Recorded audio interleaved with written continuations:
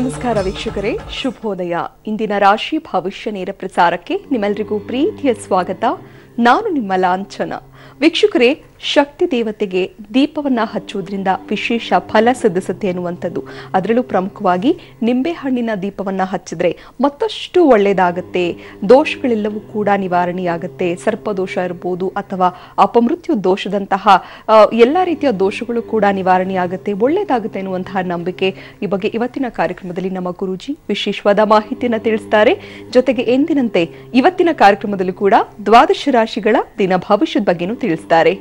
ಈ ದಿನ ನಮ್ಮೊಟ್ಟಿಗಿದ್ದಾರೆ ಪ್ರಖ್ಯಾತ ಜ್ಯೋತಿಷಿಗಳು, ಆಧ್ಯಾತ್ಮಿಕ ಚಿಂತಕರು, ಪ್ರೈಡ್ ಆಫ್ ಇಂಡಿಯಾ ಪ್ರಶಸ್ತಿ ಪುರಸ್ಕೃತರಾದಂತಹ ಡಾಕ್ಟರ್ ಶ್ರೀಧರ್ ಭಟ್ಟಾಚಾರ್ಯ ಗುರುಜಿ ನಮ್ಮ ಜೊತೆ ಇದ್ದಾರೆ. ಗುರುಜಿ ನಮಸ್ತೆ, ಕಾರ್ಯಕ್ರಮಕ್ಕೆ ಸ್ವಾಗತ. ಓಂ ಹಿರಣ್ಯವರ್ಣಾಂ ಮರಿಣೀಂ ಸುವರ್ಣರಜತಸ್ರಜಾಂ ಚಂದ್ರಾಂ ಹಿರಣ್ಮಹೀಂ ಲಕ್ಷ್ಮೀಂ ಜಾತವೇದೋ ಮಹಾವಹಾಂ ತ್ವಾಂ ಹವಃ ಅಜಾತವೇದೋ ಲಕ್ಷ್ಮೀರ್ಮನವಘಾಪಿನೀಂ ಯಸ್ಯಾಂ ಹಿರಣ್ಯಂ ವಿಂದೇಹ್ಯಂ ಗಾಮಶ್ವಂ ಪುರುಷಾನಹಂ ಕಾತ್ಯಾಯನಾಯ ವಿದ್ಮಹೇ ಕನ್ಯಾಕುಮಾರಿ ಧೀಮಹಿ ತನ್ನೋ ದುರ್ಗಿ ಪ್ರಚೋದಯಾತ್.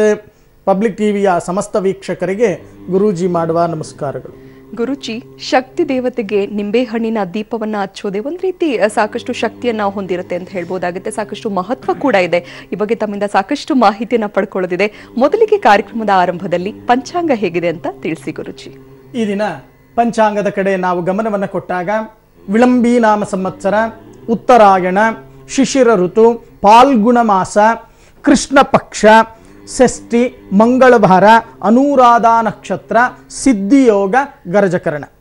ಈ ದಿನ ರಾಹುಕಾಲವನ್ನು ನಾವು ನೋಡಿದಾಗ ಮಧ್ಯಾಹ್ನ 3:31 ಸಂಜೆ 5:02 ಗುಳಿಕ ಕಾಲ ಮಧ್ಯಾಹ್ನ 12:29 ಮಧ್ಯಾಹ್ನ 2 ಯಮಗಂಡ ಕಾಲ ಬೆಳಗ್ಗೆ 9:27 10:58 ಈ ದಿನ ಶುಭ ಸಮಯವನ್ನು ನಾವು ನೋಡಿದಾಗ ಬೆಳಗ್ಗೆ 11:14 11:59 ಶುಭ ಸಮಯ. ಈ ಶುಭ ಕಾರ್ಯಗಳನ್ನು ಮಾಡಬಹುದು. ಈ ದಿನ ಪಂಚಾಂಗ ಈ ರೀತಿ ಇದೆ. ಗುರುಜಿ, ಇವತ್ತಿನ ದ್ವಾದಶ ರಾಶಿಗಳ ದಿನ ಭವಿಷ್ಯದತ್ತ ಗಮನ ಹರಿಸೋಣ. ಮೊದಲ 6 ರಾಶಿಗಳ ಇವತ್ತಿನ ದಿನ ಭವಿಷ್ಯ ಹೇಗಿದೆ ಅಂತ ತಿಳಿಸಿ ಗುರುಜಿ. ಈ ದಿನ ದ್ವಾದಶ ರಾಶಿ ಗೋಚಾರ ಫಲಗಳತ್ತ ನಾವು ಗಮನವನ್ನು ಕೊಟ್ಟಾಗ ಮೊದಲಿಗೆ ಮೇಷರಾಶಿಗೆ.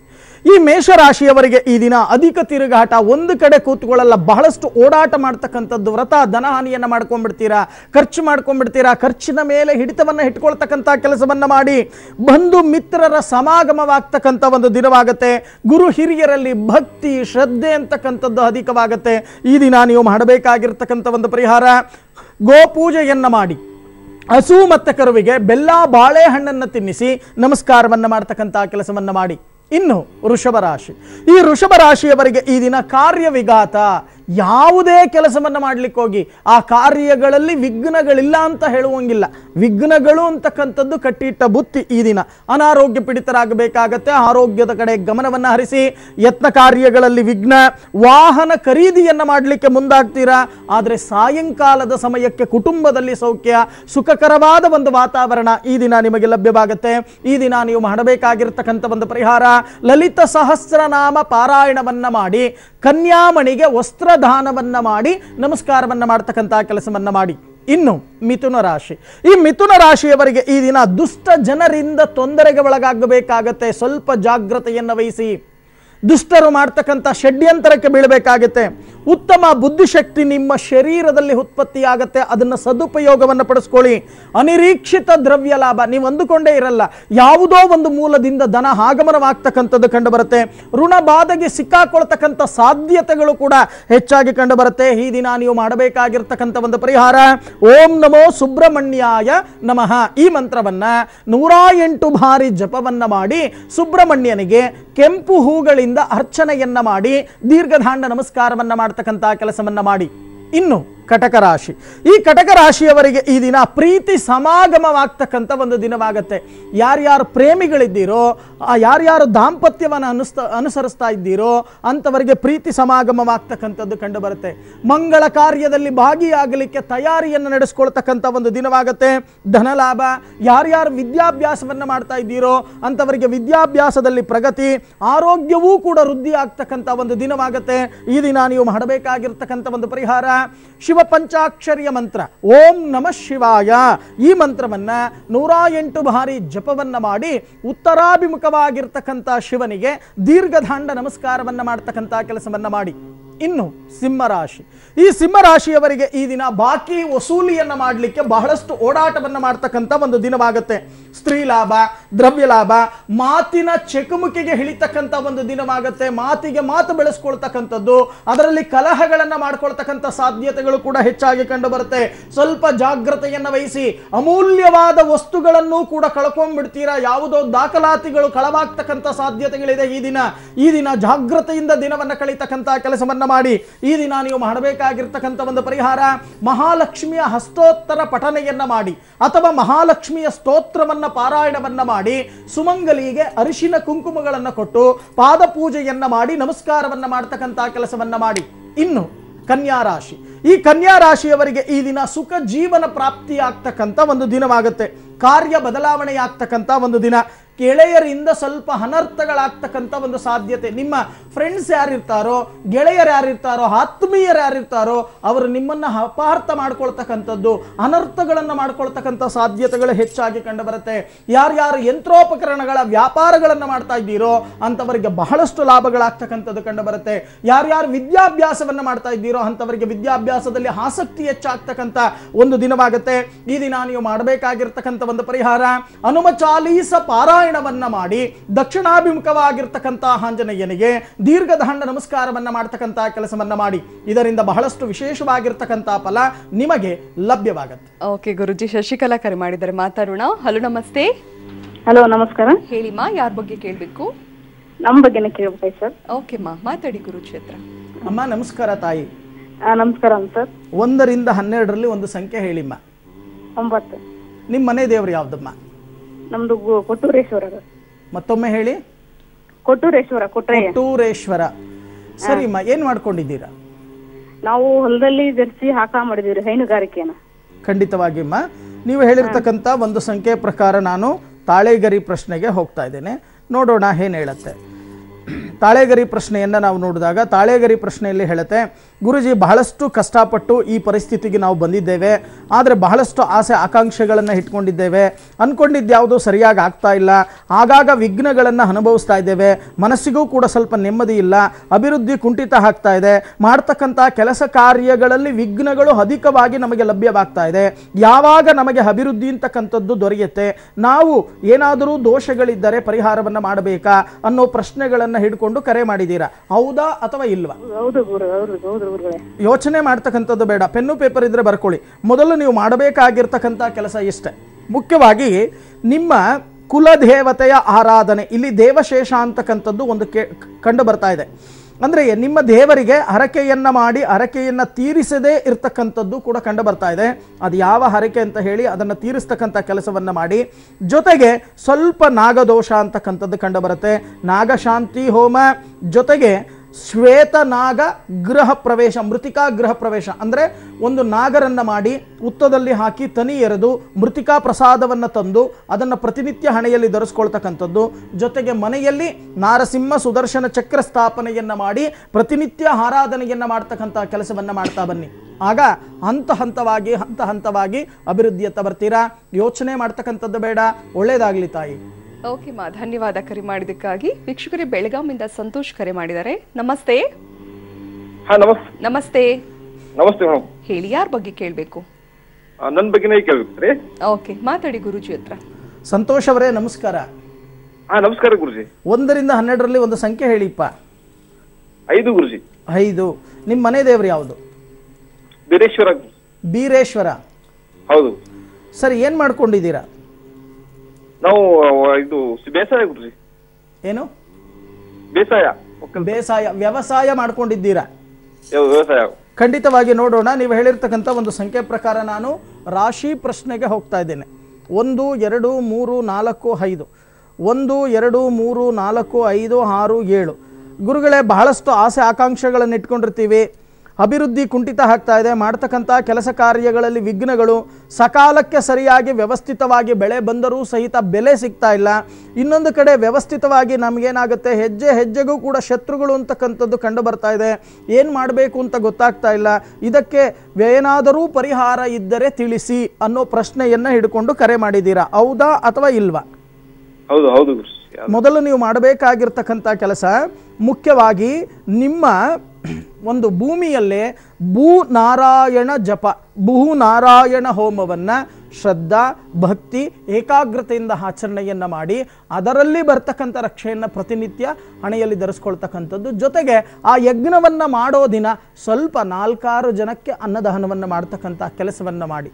ಆಗ ಭೂ ಮಹಾಲಕ್ಷ್ಮಿಯ ಅನುಗ್ರಹ ಸಂಪೂರ್ಣವಾಗಿ ನಿಮಗೆ ಪ್ರಾಪ್ತಿಯಾಗತ್ತೆ. ವ್ಯವಸ್ಥಿತವಾಗಿ ಭೂಮಿಯನ್ನು ನಂಬಿದ್ದಕ್ಕೆ ಆ ಭೂಮಿ ತಾಯಿ ಅನುಗ್ರಹಿತಳಾಗ್ತಾಳೆ. ಆಗ ನೀವು ಬೆಳೆದಂಥ ಬೆಳೆಗೂ ಕೂಡ ಒಳ್ಳೆಯ ಬೆಲೆ, ಒಳ್ಳೆಯ ಅಭಿವೃದ್ಧಿ, ಹಂತ ಹಂತವಾಗಿ ಅಭಿವೃದ್ಧಿ ಆಗತ್ತೆ. ಈ ರೀತಿ ಮಾಡಿ ಯೋಚನೆ ಮಾಡ್ತಕ್ಕಂಥದ್ದು ಬೇಡ. ಒಳ್ಳೇದಾಗ್ಲಿಪ್ಪ. ಓಕೆ, ಧನ್ಯವಾದ ಸಂತೋಷ್ ಅವರೇ ಕರೆ ಮಾಡಿದ್ದಕ್ಕಾಗಿ. ವೀಕ್ಷಕರೇ, ಇನ್ನುಳಿದ 6 ರಾಶಿಗಳ ಇವತ್ತಿನ ದಿನ ಭವಿಷ್ಯ ಹೇಗಿದೆ ಅಂತ ತಿಳಿಸ್ತೀವಿ.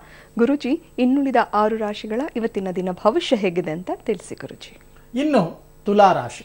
ಈ ತುಲಾರಾಶಿಯವರಿಗೆ ಈ ದಿನ ಯಾರ್ಯಾರು ಬಿಸಿನೆಸ್ ಅನ್ನು ಮಾಡ್ತಾ ಇದ್ದೀರೋ, ವ್ಯಾಪಾರವನ್ನು ಮಾಡ್ತಾ ಇದ್ದೀರೋ ಅಂತವರಿಗೆ ಬಹಳಷ್ಟು ಲಾಭಗಳು ಬರ್ತಕ್ಕಂಥ ಒಂದು ದಿನವಾಗತ್ತೆ. ಶೀತ ಸಂಬಂಧವಾದ ರೋಗಗಳು ಆವಾಹನೆಯಾಗ್ತಕ್ಕಂಥ ಒಂದು ದಿನವಾಗತ್ತೆ. ಎಚ್ಚರಿಕೆಯನ್ನು ವಹಿಸಿ ಆರೋಗ್ಯದ ಕಡೆ ಗಮನವನ್ನು ಹರಿಸ್ತಕ್ಕಂಥ ಕೆಲಸವನ್ನ ಮಾಡಿ. ಚಂಚಲ ಮನಸ್ಸು ಓದೋದು ಕಡೆ ಬಿಡಬೇಡಿ. ಮನಸ್ಸನ್ನ ಏಕಾಗ್ರತೆಯಕ್ಕೆ ತರ್ತಕ್ಕಂಥ ಕೆಲಸವನ್ನ ಮಾಡಿ. ಅಧಿಕ ಖರ್ಚನ್ನು ಮಾಡ್ಕೊಂಡ್ಬಿಡ್ತೀರಾ, ಖರ್ಚಿನ ಮೇಲೆ ಸ್ವಲ್ಪ ಹಿಡಿತವನ್ನ ಇಟ್ಕೊಳ್ಳಿ. ಈ ದಿನ ನೀವು ಮಾಡಬೇಕಾಗಿರ್ತಕ್ಕಂಥ ಒಂದು ಪರಿಹಾರ, ಆಂಜನೇಯನ ದೇವಾಲಯಕ್ಕೆ ಹೋಗಿ ನಾಟಿ ತುಳಸಿಯನ್ನ ಅರ್ಪಣೆಯನ್ನ ಮಾಡಿ ದೀರ್ಘದಾಂಡ ನಮಸ್ಕಾರವನ್ನ ಮಾಡ್ತಕ್ಕಂಥ ಕೆಲಸವನ್ನ ಮಾಡಿ. ಇನ್ನು ವೃಶ್ಚಿಕ ರಾಶಿ. ಈ ವೃಶ್ಚಿಕ ರಾಶಿಯವರಿಗೆ ಈ ದಿನ ದಾನ ಧರ್ಮಗಳಲ್ಲಿ ಆಸಕ್ತಿ ಹೆಚ್ಚಾಗ್ತಕ್ಕಂಥ ಒಂದು ದಿನವಾಗುತ್ತೆ. ಕಾರ್ಯ ಬದಲಾವಣೆಯನ್ನ ಮಾಡಲಿಕ್ಕೆ ಬಹಳಷ್ಟು ಆಲೋಚನೆಯನ್ನ ಮಾಡ್ತೀರಾ. ವಿದೇಶ ಪ್ರಯಾಣವನ್ನ ಮಾಡಲಿಕ್ಕೆ ತಯಾರಿಯನ್ನು ಕೂಡ ನಡೆಸ್ಕೊಳ್ತಕ್ಕಂಥ ಒಂದು ದಿನವಾಗತ್ತೆ. ಆದರೆ ಮಾತಿನ ಮೇಲೆ ಹಿಡಿತವನ್ನ ಇಟ್ಟು ಮಾತನಾಡ್ತಕ್ಕಂಥ ಕೆಲಸವನ್ನ ಮಾಡಿ. ಅವಾಚ್ಯ ಶಬ್ದಗಳನ್ನ ಈ ದಿನ ಉಪಯೋಗಿಸಬೇಡಿ. ಮಾತಿನಲ್ಲಿ ಹಿಡಿತವನ್ನ ತಪ್ಪಿದರೆ ಕಲಹಗಳಾಗಿ ಶತ್ರುತ್ವಗಳು ಉತ್ಪತ್ತಿಯಾಗ್ತಕ್ಕಂಥ ಒಂದು ದಿನವಾಗತ್ತೆ. ಜಾಗೃತೆಯನ್ನು ವಹಿಸಿ. ಈ ದಿನ ನೀವು ಮಾಡಬೇಕಾಗಿರ್ತಕ್ಕಂಥ ಒಂದು ಪರಿಹಾರ, ಆದಿತ್ಯ ಹೃದಯ ಪಾರಾಯಣವನ್ನ ಮಾಡಿ, ಸೂರ್ಯ ನಮಸ್ಕಾರವನ್ನ ಮಾಡಿ, ಪಕ್ಷಿಗಳಿಗೆ ಧಾನ್ಯ ಮತ್ತು ನೀರನ್ನ ಹಿಡ್ತಕ್ಕಂಥ ಕೆಲಸವನ್ನ ಮಾಡಿ. ಇನ್ನು ಧನುಸ್ಸು ರಾಶಿ. ಈ ಧನುಸ್ಸು ರಾಶಿಯವರಿಗೆ ಈ ದಿನ ದೈವಿಕ ಚಿಂತನೆ ನಿಮ್ಮ ಶರೀರದಲ್ಲಿ ಹೆಚ್ಚಾಗ್ತಕ್ಕಂಥದ್ದು ಕಂಡು ಬರುತ್ತೆ. ಕಾರ್ಯಸಿದ್ಧಿ ಆಗ್ತಕ್ಕಂಥ ಒಂದು ದಿನ. ಅಧಿಕ ಖರ್ಚನ್ನು ಮಾಡ್ಕೊಂಡ್ಬಿಡ್ತೀರಾ. ಖರ್ಚಿನಗೆ ಕಡಿವಾಣವನ್ನು ಹಾಕ್ತಕ್ಕಂಥ ಕೆಲಸವನ್ನ ಮಾಡಿ. ಅಲ್ಪ ಆದಾಯ ಅಧಿಕ ಖರ್ಚು ಅಂತಕ್ಕಂಥದ್ದು ಕಂಡು ಬರುತ್ತೆ. ನೀವು ಮಾಡ್ತಕ್ಕಂಥ ಕೆಲಸ ಕಾರ್ಯದಲ್ಲಿ, ಉದ್ಯೋಗದಲ್ಲಿ ಬಡ್ತಿ ಪ್ರಮೋಷನ್ ಲಭ್ಯವಾಗ್ತಕ್ಕಂಥ ಒಂದು ದಿನವಾಗುತ್ತೆ. ಯಾರ್ಯಾರಿಗೆ ವಿವಾಹವಾಗಿಲ್ವೋ ಅಂಥವರಿಗೆ ವಿವಾಹ ನಿಶ್ಚಯವಾಗ್ತಕ್ಕಂಥ ಯೋಗ ಈ ದಿನ ಕಂಡು ಬರುತ್ತೆ. ಈ ದಿನ ನೀವು ಮಾಡಬೇಕಾಗಿರ್ತಕ್ಕಂಥ ಒಂದು ಪರಿಹಾರ, ಗಣೇಶನ ಸ್ತೋತ್ರ ಪಾರಾಯಣವನ್ನ ಮಾಡಿ ಉತ್ತರಾಭಿಮುಖವಾಗಿರ್ತಕ್ಕಂಥ ಗಣೇಶನಿಗೆ ಅರ್ಕ ಪುಷ್ಪ ಅಂದರೆ ಬಿಳಿ ಎಕ್ಕದ ಹೂವನ್ನ ಅರ್ಪಣೆಯನ್ನ ಮಾಡಿ ದೀರ್ಘದಾಂಡ ನಮಸ್ಕಾರವನ್ನ ಮಾಡ್ತಕ್ಕಂಥ ಕೆಲಸವನ್ನ ಮಾಡಿ. ಇನ್ನು ಮಕರ ರಾಶಿ. ಈ ಮಕರ ರಾಶಿಯವರಿಗೆ ಈ ದಿನ ಹಿತಶತ್ರುಗಳಿಂದ ಹಿತ ನುಡಿ ಇದನ್ನು ಸ್ವೀಕರಿಸೋದು ಬಿಡ್ತಕ್ಕಂಥದ್ದನ್ನು ಬಹಳಷ್ಟು ಯೋಚನೆಯನ್ನ ಮಾಡಿ ಸ್ವೀಕರಿಸ್ತಕ್ಕಂಥದ್ದು ತುಂಬ ಉತ್ತಮ. ನೀವು ಮಾಡ್ತಕ್ಕಂಥ ನೌಕರಿಯಲ್ಲಿ ಕಿರಿಕಿರಿ ಆಗ್ತಕ್ಕಂಥ ಸಾಧ್ಯತೆಗಳು ಹೆಚ್ಚಾಗಿ ಕಂಡು ಬರುತ್ತೆ. ದ್ರವ್ಯ ಲಾಭ. ಈ ದಿನ ಯಾರನ್ನೂ ಕೂಡ ಹೆಚ್ಚಿಗೆ ನಂಬಬೇಡಿ. ನಿಮ್ಮ ಬುದ್ಧಿ ನಿಮ್ಮ ಕೈಯಲ್ಲಿರಲಿ. ಜಾಗೃತೆಯನ್ನು ವಹಿಸಿ. ಈ ದಿನ ನೀವು ಮಾಡಬೇಕಾಗಿರ್ತಕ್ಕಂಥ ಒಂದು ಪರಿಹಾರ, ಅರಳಿ ವೃಕ್ಷಕ್ಕೆ ನಿಂಬೆ ಹಣ್ಣಿನ ದೀಪವನ್ನ ಇಟ್ಟು ದೀರ್ಘದಾಂಡ ನಮಸ್ಕಾರವನ್ನ ಮಾಡ್ತಕ್ಕಂಥ ಕೆಲಸವನ್ನ ಮಾಡಿ. ಇನ್ನು ಕುಂಭರಾಶಿ. ಈ ಕುಂಭರಾಶಿಯವರಿಗೆ ಈ ದಿನ ದೂರ ಪ್ರಯಾಣ ಮಾಡ್ತಕ್ಕಂಥ ಸಾಧ್ಯತೆಗಳು ಹೆಚ್ಚಾಗಿ ಕಂಡು ಬರ್ತಾ ಇದೆ. ಧನಲಾಭ, ಪ್ರಿಯ ಜನರ ಭೇಟಿಯನ್ನು ಮಾಡ್ತಕ್ಕಂಥ ಒಂದು ದಿನ. ಕುಟುಂಬದಲ್ಲಿ ಸೌಖ್ಯ, ಸರ್ವ ರೀತಿಯಲ್ಲೂ ಶುಭವಾಗ್ತಕ್ಕಂಥ ಒಂದು ದಿನವಾಗುತ್ತೆ. ಯಾರ್ಯಾರು ಮದುವೆಗೋಸ್ಕರ ವಧುವನ್ನು ಹುಡುಕ್ತಾ ಇದ್ದೀರೋ ಅಂಥವರಿಗೆ ಸ್ತ್ರೀ ಲಾಭ. ಈ ದಿನ ನೀವು ಮಾಡಬೇಕಾಗಿರ್ತಕ್ಕಂಥ ಒಂದು ಪರಿಹಾರ, ಸೂರ್ಯ ನಮಸ್ಕಾರವನ್ನ ಮಾಡಿ ಬಡ ಮಕ್ಕಳಿಗೆ, ಅಂಧ ಮಕ್ಕಳಿಗೆ ಕೈಲಾದ ಸೇವೆಯನ್ನ ಮಾಡ್ತಕ್ಕಂಥ ಕೆಲಸವನ್ನ ಮಾಡಿ. ಇನ್ನು ಮೀನರಾಶಿ, ಈ ಮೀನರಾಶಿಯವರಿಗೆ ಈ ದಿನ ವ್ಯಾಪಾರ ಉದ್ಯೋಗದಲ್ಲಿ ಇರ್ತಕ್ಕಂಥವರಿಗೆ, ಯಾರ್ಯಾರು ವ್ಯಾಪಾರವನ್ನು ಮಾಡ್ತಾ ಇದ್ದೀರೋ, ಯಾರ್ಯಾರು ಉದ್ಯೋಗವನ್ನು ಮಾಡ್ತಾ ಇದ್ದೀರೋ ಅಂಥವರಿಗೆ ಬಹಳಷ್ಟು ಅಭಿವೃದ್ಧಿ ಆಗ್ತಕ್ಕಂಥ ಒಂದು ದಿನವಾಗುತ್ತೆ. ಅನಿರೀಕ್ಷಿತ ಧನಲಾಭ, ನೀವು ಅಂದುಕೊಂಡೇ ಇರಲ್ಲ, ಯಾವುದೋ ಒಂದು ಮೂಲದಿಂದ ಧನ ಆಗಮನವಾಗ್ತಕ್ಕಂಥದ್ದು ಕೂಡ ಕಂಡು ಬರುತ್ತೆ. ಆದರೆ ಇಲ್ಲ ಸಲ್ಲದ ಅಪವಾದಗಳು ನಿಮ್ಮ ಮೇಲೆ ಬರ್ತಕ್ಕಂಥ ಸಾಧ್ಯತೆಗಳಿದೆ. ಎಚ್ಚರವನ್ನು ವಹಿಸಿ. ಎಚ್ಚರವನ್ನು ತಪ್ಪಿದರೆ ಅಪಕೀರ್ತಿ, ಕಟ್ಟಿಟ್ಟ ಬುತ್ತಿ. ಜಾಗ್ರತೆಯನ್ನು ವಹಿಸಿ. ಈ ದಿನ ನೀವು ಮಾಡಬೇಕಾಗಿರ್ತಕ್ಕಂಥ ಒಂದು ಪರಿಹಾರ, ಓಂ ದುರ್ಗಾಯೈ ನಮಃ ಈ ಮಂತ್ರವನ್ನ 48 ಬಾರಿ ಜಪವನ್ನ ಮಾಡಿ ದುರ್ಗಾ ಆಲಯಕ್ಕೆ ಹೋಗಿ ಗರ್ಭಗುಡಿಯಲ್ಲಿ ಇರ್ತಕ್ಕಂಥ ನಂದಾದೀಪಕ್ಕೆ 3 ಬಗೆಯ ಎಣ್ಣೆಯನ್ನ ಹಾಕಿ ನಮಸ್ಕಾರವನ್ನ ಮಾಡ್ತಕ್ಕಂಥ ಕೆಲಸವನ್ನ ಮಾಡಿ. ಇದರಿಂದ ವಿಶೇಷವಾಗಿರ್ತಕ್ಕಂಥ ಫಲ ನಿಮಗೆ ಲಭ್ಯವಾಗುತ್ತೆ. ಓಕೆ ಗುರುಜಿ, ಒಂದು ಕರೆ ಸಿದ್ಧವಾಗಿದೆ, ಮಾತಾಡೋಣ. ಹಲೋ, ನಮಸ್ತೆ. ಹಲೋ ಹಲೋ, ನಮಸ್ತೆ ಮಾ. ನಮಸ್ತೆ ಮೇಡಮ್. ಹೇಳಿ ಮಾ, ನಿಮ್ಮ ಹೆಸರು? ನನ್ನ ಹೆಸರು ಮಾರಿರಿ ಅಂತ ಮೇಡಮ್. ಓಕೆ ಮಾ, ಹೇಳಿ, ಯಾರ ಬಗ್ಗೆ ಕೇಳಬೇಕು? ಮೇಡಮ್ ನನ್ನ ಬಗ್ಗೆನೇ ಕೇಳಬೇಕು. ಮಾತಾಡಿ ಮಾ ಗುರುಜಿ ಹತ್ರ. ಅಮ್ಮ ನಮಸ್ಕಾರ ತಾಯಿ. ನಮಸ್ತೆ ಗುರುಜಿ. ಅಮ್ಮ 1 ರಿಂದ 12ರಲ್ಲಿ ಒಂದು ಸಂಖ್ಯೆ ಹೇಳಿ. 8 ಗುರುಜಿ. 8. ನಿಮ್ಮ ಮನೆ ದೇವರು ಯಾವುದಮ್ಮ? ಆಂಜನೇಯ ಸ್ವಾಮಿ ಲಕ್ಷ್ಮೀದೇವಿ ಗುರುಜಿ. ಆಂಜನೇಯ ಸ್ವಾಮಿ ಲಕ್ಷ್ಮೀದೇವಿ. ಏನು ಮಾಡ್ಕೊಂಡಿದ್ದೀರಮ್ಮ ನೀವು? ಗುರುಜಿ ಹೌಸ್ ವೈಫ್. House wife. ಖಂಡಿತವಾಗಿ ನೋಡೋಣಮ್ಮ. ನೀವು ಹೇಳಿರ್ತಕ್ಕಂಥ ಒಂದು ಸಂಖ್ಯೆ ಪ್ರಕಾರ ನಾನು ತಾಳೆಗರಿ ಪ್ರಶ್ನೆಗೆ ಹೋಗ್ತಾ ಇದ್ದೇನೆ. ನೋಡೋಣ ಏನು ಹೇಳುತ್ತೆ ತಾಳೆಗರಿ ಪ್ರಶ್ನೆ. ಗುರುಜಿ, ಬಹಳಷ್ಟು ಕಷ್ಟಪಟ್ಟು ಕೆಲಸ ಕಾರ್ಯಗಳನ್ನು ಮಾಡ್ಕೋತೀವಿ, ಆದರೂ ಕೂಡ ಏನೇನೋ ಆಸೆ ಆಕಾಂಕ್ಷೆಗಳನ್ನು ಇಟ್ಕೊಂಡಿದ್ದೇವೆ, ಯಾವುದೂ ಕೂಡ ನೆರವೇರ್ತಾ ಇಲ್ಲ. ಮನಸ್ಸಿಗೆ ನೆಮ್ಮದಿ ಅಂತಕ್ಕಂಥದ್ದಿಲ್ಲ. ಯಾಕೋ ಆಗಾಗ ಶತ್ರುಗಳ ತೊಂದರೆ ಅಂತಕ್ಕಂಥದ್ದು, ಉಪಟಳಗಳು ಅಂತಕ್ಕಂಥದ್ದು ಕಂಡು ಬರ್ತಾ ಇದೆ. ನೆಮ್ಮದಿ ಅಂತಕ್ಕಂಥದ್ದಿಲ್ಲ. ಯಾರೂ ಕೂಡ ಸರಿಯಾಗಿ ಹೇಳಿದ್ದನ್ನು, ನನ್ನ ತೀರ್ಮಾನವನ್ನು ಯಾರೂ ಕೂಡ ಸರಿಯಾಗಿ ತಗೊಳ್ಳಲ್ಲ. ಏನು ಮಾಡಬೇಕು ಅಂತಕ್ಕಂಥದ್ದು ಅರ್ಥ ಆಗ್ತಾ ಇಲ್ಲ. ಅಭಿವೃದ್ಧಿಯ ಮೂಲ ಮಂತ್ರ ಅಂತಕ್ಕಂಥದ್ದು ಏನಾದರೂ ಇದ್ದರೆ ದಯವಿಟ್ಟು ತಿಳಿಸಿ. ಜಾತಕದಲ್ಲಿ ಏನಾದರೂ ದೋಷಗಳಿದ್ದರೆ ಮಾಡಿ ತಿಳಿಸಿ ಅನ್ನೋ ಪ್ರಶ್ನೆಯನ್ನ ಹಿಡ್ಕೊಂಡು ಕರೆ ಮಾಡಿದ್ದೀರಾ, ಹೌದಾ ಅಥವಾ ಇಲ್ವಾ?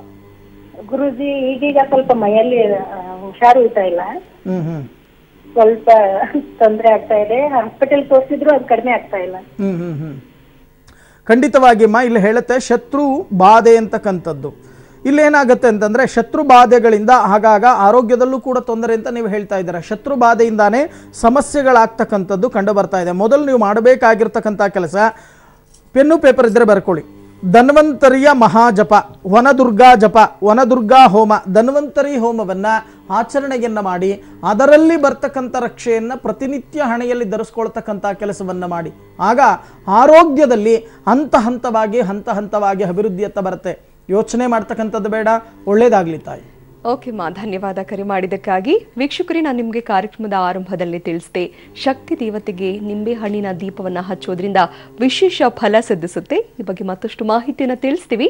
ಗುರುಜಿ, ಶಕ್ತಿ ದೇವತೆಗೆ ನಿಂಬೆ ಹಣ್ಣಿನ ದೀಪವನ್ನು ಹಚ್ಚೋದ್ರಿಂದ ಸರ್ಪದೋಷ, ಅಪಮೃತ್ಯು ದೋಷ ನಿವಾರಣೆ ಆಗುತ್ತೆ ಎನ್ನುವಂಥದ್ದು, ಇದರ ನಿಯಮ ವಿಧಿವಿಧಾನ ಹೇಗಿರಬೇಕು, ಇದರ ಮಹತ್ವದ ಬಗ್ಗೆ ತಿಳಿಸಿ ಗುರುಜಿ. ಅಲ್ಲ, ಖಂಡಿತವಾಗಿ ಶಕ್ತಿ ದೇವತೆ ಆಧಾರ ಶಕ್ತಿ ಅಂತ ಹೇಳ್ತೀವಿ. ಯಾವುದೇ ಒಂದು ದೇವತೆಯನ್ನು ತಗೊಂಡಾಗ ನಾವು ಆಧಾರ ಶಕ್ತಿ ದೇವತೆಯ ಅಂದರೆ ಪೀಠವನ್ನು ಇಟ್ಟಿರ್ತೀವಿ. ಚೆನ್ನಾಗಿ ಅರ್ಥ ಮಾಡ್ಕೊಳ್ಳಿ.